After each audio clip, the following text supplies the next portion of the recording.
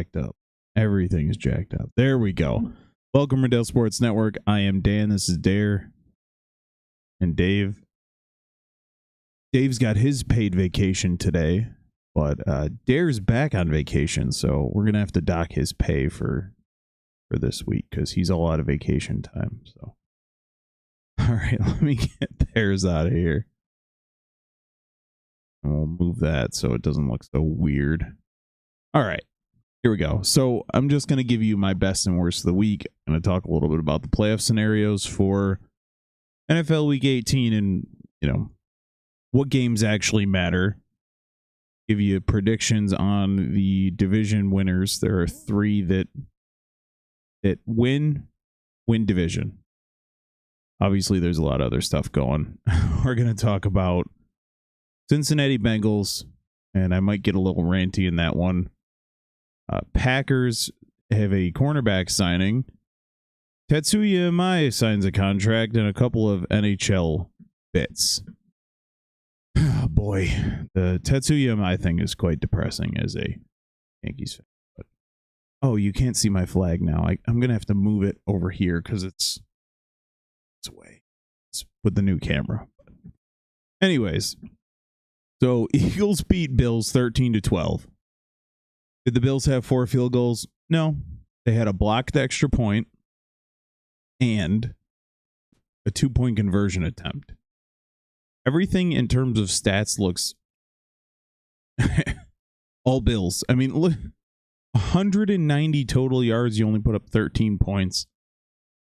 Jalen Hurts, 0 completions in the second half. Now, why is that important? The Eagles won.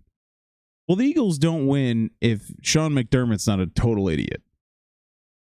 Your team, the team you're playing against, has done nothing. Nothing. For 30 straight minutes.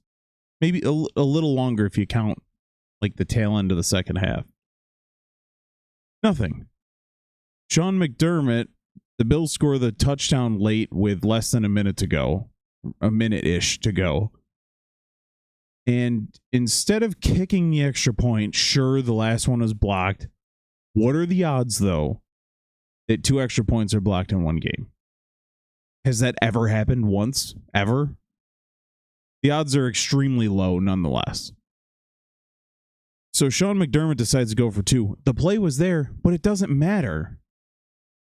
So Josh Allen sees the underneath linebacker. I believe it was 50. I think it was Jalix Hunt, maybe. So I think if he throws it low to the receiver, because people were criticizing Josh Allen for the throw, but if he throws it exactly to the receiver, I think it gets batted down or picked off. If he put some air under it, that's the only way. Like if he went lob to the corner. The point is, kick the extra point. You're playing against a team who hasn't done nothing for more of the game than they've done something. They've been a ghost for 30 straight minutes. So what, you're worried they're just going to, I don't know, drive down the field next time? You're worried about them getting the ball in overtime and like, oh yeah, I guess we know how to play. I guess we know how to play again. We haven't played all second half, but now that it's tied, we're going to play. Doesn't make any sense. So Sean McDermott gets the blame for that loss. The basic, and I wish with copyrights go nuts on this. I wish I could just bring it up, and show the play. But they go crazy. They go absolutely nuts with this stuff, and it's stupid. Josh Allen missed the throw. Yeah, I guess technically he did. But if he throws it where everyone watching wants him to throw it, it's not getting there anyways. It'll hit Hunt in the forehead for any, So the Bills lose. That knocks them out of playoff contention for the AFC East, which is shocking. The Patriots win the AFC East in the same season that they lost to the Raiders, who have 2 total wins. I don't even remember the other team they beat. Genuinely. All right, so here are some quick playoff scenarios. So the AFC, all the teams have clinched with the exception of Pittsburgh versus Baltimore, and I did call it. Go back and watch the game tape. I told you the Browns would win. Like, go back to the video. The Browns beat the Steelers. Why? So we could have a week 18, like an extra playoff game for your little NFL ratings. That's the reason, we're being totally honest. Myles Garrett doesn't get the sack record. Is that another thing where they're like, oh, hey guys, watch a Browns game for a change? Anyways, there are 3 teams in contention for the 1 seed. The Jags need a win and a Patriots and Broncos loss. Patriots need a Broncos loss and a win. Broncos need a win, and that's it. Broncos do play the Chargers, though. That's my whole thing just sniped out. Good Lord. Technical difficulty. Why is that happening? That is very strange. Jesus. All right, anyways. Everyone else is pretty much locked up. Obviously, there's some seeding differences down here. Bills lose, Texans win, they move up. How crazy is it? The Texans were like garbage to start the year. Now they look... If I'm any of the teams, I don't want the Texans coming into my house, if I'm being honest. So, but if you're Bills, Texans, or Chargers, you want to play the Steelers or Ravens, for being honest. I guess I would want to play them in the reverse order. Steelers or Ravens, then Jags, then Patriots, then Broncos. That order. But anyways. So that's the AFC. And I think that the Ravens will get in. The Ravens will win and get in. They're at home. The NFC, kind of a similar situation. Everything is clinched with the exception of the South, where if Tampa wins, if Carolina wins, they're in. If Tampa wins, they still have to rely on whether or not the Falcons beat the Saints. Like, that's how bad your season has gone. What happened to Tampa? Does anyone know? Anyways. So the Eagles, the winner of, I believe it's tonight's game between the Seahawks and 49ers is the 1 seed. The loser is the 5 seed. That's pretty rough. So the Bears have clinched the NFC North, the Eagles NFC East, and the Rams losing to the Falcons last week. I mean, there was a rumor 91% of the bets were on the Rams, so take that for what you will. So Rams and Seahawks or 49ers will be playing on the road. Bears, Eagles, and the winner of the NFC South all get home games. And the winner of the West will get a bye. I can't believe Tampa's in this situation. Like, truly. So, yeah, here you go. So Carolina needs a win or an Atlanta win. Tampa needs a win and an Atlanta loss. How did we get to this situation? Absolute bananas. Obviously, there's some seeding with the Bears and the Eagles. That's the only other like seeding levels you can get to. The winner of the West is going to be the 1 seed. The winner of the South is going to be the 4 seed, no matter what. Eagles need a win and a Bears loss to be the 2 instead of the 3. Is that important to them? It doesn't seem like that because they're resting theirs. Okay, yeah, here we go. So Tampa has to beat Carolina today. That game is actually in an hour and a half. At Raymond James. Oh, tickets starting at $54. What's going on here? I am into that. Pretty wild, right? And then Seattle at San Francisco. That should actually be a fun game. So I'm going to go with Tampa and Seattle to win those 2. Seattle gets the first round bye. You know, I like Tampa. I like Baker Mayfield. But just in terms of like interesting things to talk about, I'd like to see Tampa and Atlanta win so they get screwed. I'm rooting for Tampa. I don't want... Carolina's going to get dog walked by whoever the 5 seed is. Probably... Oh, the 5 seed will be the loser of San Fran and Seattle, and they'll absolutely mop Carolina. All right, what other games did we say mattered here? What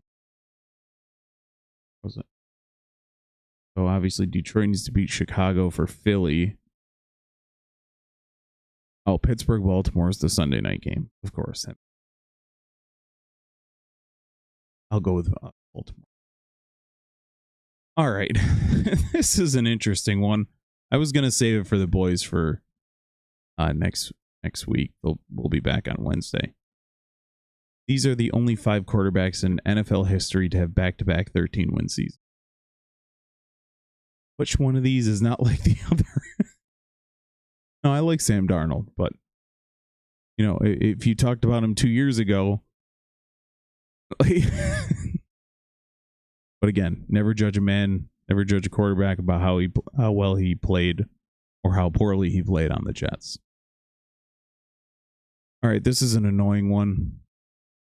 Jamar Chase and Joe Burrow are both in the media talking smack. They're talking about how things need to change. Okay. You have 2 players who have signed max contracts on the offensive side of the ball. And I hate saying side of the ball. 2 offensive players who have signed max contracts. I get it. These guys aren't exactly wizards of the pen and paper. If you take up all the money between 3 guys, there's not a lot of room. There's something called a salary cap. You can't just milk the team for all the money and then expect that you're going to have money to spend on all their players. There's no logic here.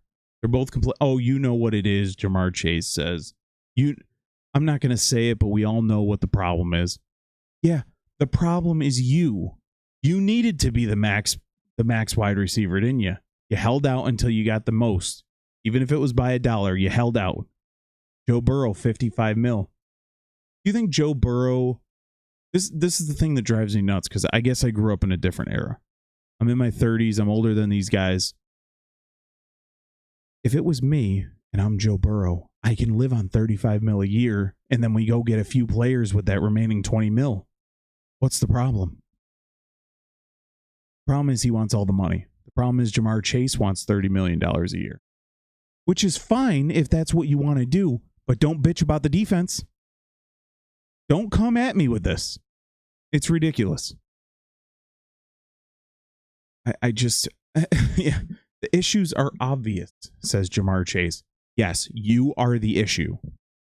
Imagine if instead of 32 million or whatever, you took 22. Well, then you can go, when Trevon Diggs just got released, you could have gone and signed him. You could have gone and signed Mike or traded for Micah Parsons. I think the Cowboys would have taken a 1-for-1 swap, Parsons for Hendrickson. 2 guys who were a little disgruntled. Both teams would have benefited. Maybe, a little leniency either way. But now you're screwed. You screwed yourself. And I don't want to hear about this. Oh, we know what the problem is. I don't think you know what the problem is, my friend. Crazy. You're going to keep running your mouth. You're going to take all that money and keep running your mouth. And this dude probably, now we don't live in Cincinnati, but this dude probably has so many endorsement deals. You think that $32 million is the only money he's making? We talked about this with Mahomes. If I'm Mahomes and State Farm's give me $100 million, I'll take league minimum for my quarterback contract, and we'll just sign all the players. We'll have Hendrickson and Parsons next year. It's ridiculous. They were giving props to Josh Allen for not taking 60 instead of 55. My brother, we live in upstate New York. Your face is on all the cereal boxes. Before he left, Stephon Diggs was on barbecue sauce. I'm sure they're paying you for that. Now, people were trying to give Josh Allen credit for that. No, 55 versus 60. If he took 30 versus 60, now we can give him credit. And he's still making $30 million a year. Well, then again, it's in New York, so he's really making $16 million after they tax you. But this is a joke. I guess we don't math well when we're in the NFL. So maybe you can wake up, look in the mirror, and say, "Oh, maybe I shouldn't have taken. Maybe I'll restructure my contract so we can, because me, I would rather win." Whatever. But what do I know, right? Trevon Diggs is released by the Cowboys and signs with the Packers. He's kind of an all or nothing type of corner. They were saying Philly should sign him. I guess he would be better than Adoree Jackson, but the gambles he takes gets him scorched, like burnt toast half the time. The rest of the time he's taking it for 6, but he gets scorched too much beyond that defense. Hopefully for Packers it works out, but I guess we'll talk to Dave, our resident Packers fan. There's Aaron Rodgers jersey hanging there. So okay. One bit of baseball, 2 bits of hockey, and then I'll get on out of here. Tetsuya am I. Just sometimes it sucks to be a Yankees fan, and that's rich people problems, right? In terms of sports, you're wealthy if you're a Yankees fan. But Tetsuya Amai signs a 3-year deal with the Houston Astros. The Houston Astros want to win. The New York Yankees owner wants to save money. It is a great signing. He's an upgrade from Framber Valdez, who the Astros let walk. I don't know if he signed anywhere yet, but I don't know. I don't know what they're waiting on. What? And now we're talking about with Bellinger, the Mets are involved in the sweepstakes, so we'll see if they screw the Yankees. Basically, just by increasing the value of Bellinger, maybe they're going to try and reverse what happened last year with Soto. Because obviously the bidding war drove his price up. But yeah, I don't know. I don't know what we're doing. Unless you got some flamethrower coming up.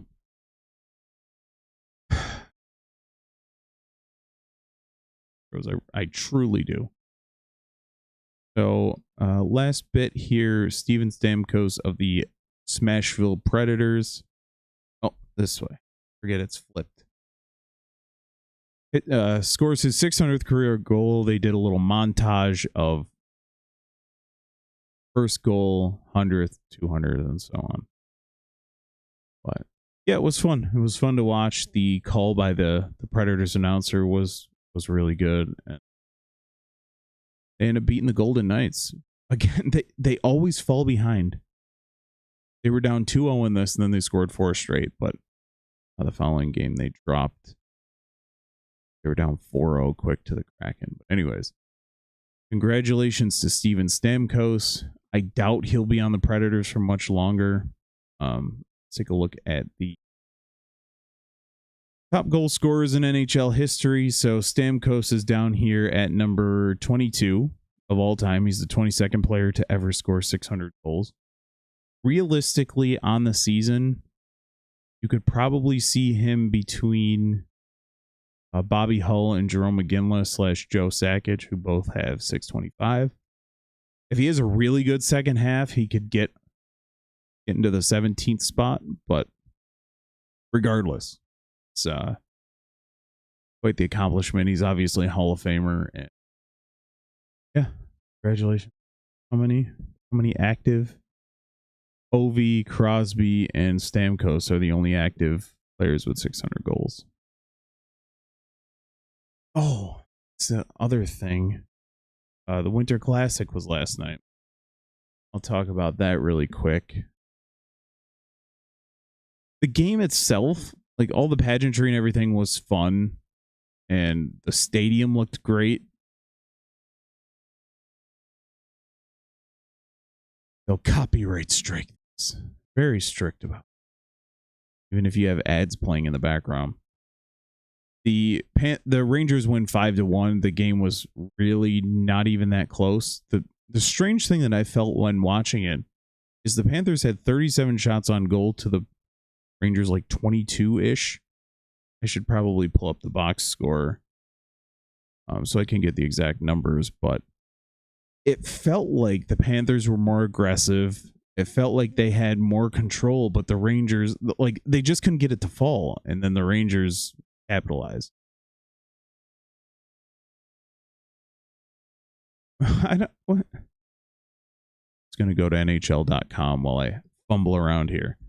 The overhead shots and everything was a lot of fun. The Panthers jerseys are starting to, like, as the night went on, they were starting to warm up. Same with the Rangers. Like, I thought the Rangers jerseys were super boring when I first saw them, but as the night went on, you know, like, okay, all right, I can see it.